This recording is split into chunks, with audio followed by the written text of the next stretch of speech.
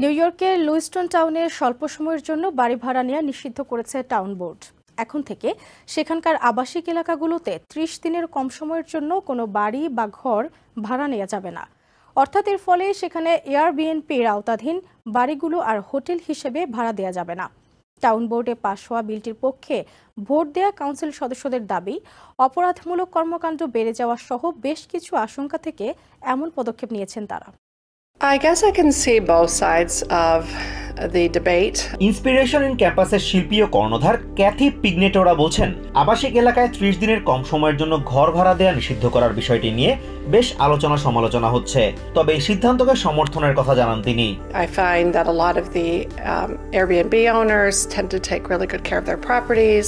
New ইয়র্কের লুইস্টন টাউনে এয়ারবিএনবির ভাড়া নেওয়া অনেক বাড়ির অবস্থা খুব খারাপ বলে জানান town supervisor Steve Broderick.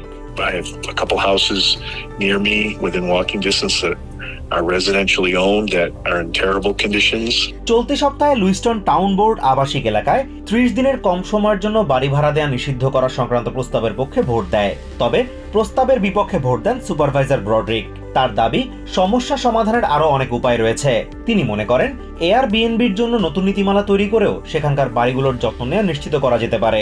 I felt like we could allow them where we regulated the number of them, regulated the activities that could go on there. Town councilman John Jacoby বলছেন, সম্ভাব্য অপরাধমূলক কর্মকাণ্ড, আবর্জনা জমে যাওয়া এবং শব্দ দূষণের আশঙ্কায় তিনি প্রস্তাবের পক্ষে ভোট দিয়েছেন। They're having a few drinks in the patio, which many people do. They're unlikely to cease that activity because they might be making too much noise. তবে বাড়িওয়ালারা দীর্ঘ সময়ের জন্য বাড়ি ভাড়া দেওয়া অব্যাহত রাখতে পারবে। You go away in the winter for the whole winter, you can run it for the whole winter. Kathy বলছেন, একজন ব্যবসায়ী হিসেবে তিনি এই প্রস্তাবের পক্ষে ও বিপক্ষে দু ধরনের মতামতই বুঝতে পারছেন। I really feel they bring some business to the area, but I can understand some concerns that some of the residents would have. Azimur Rashid Kanak, TVN 24 news desk.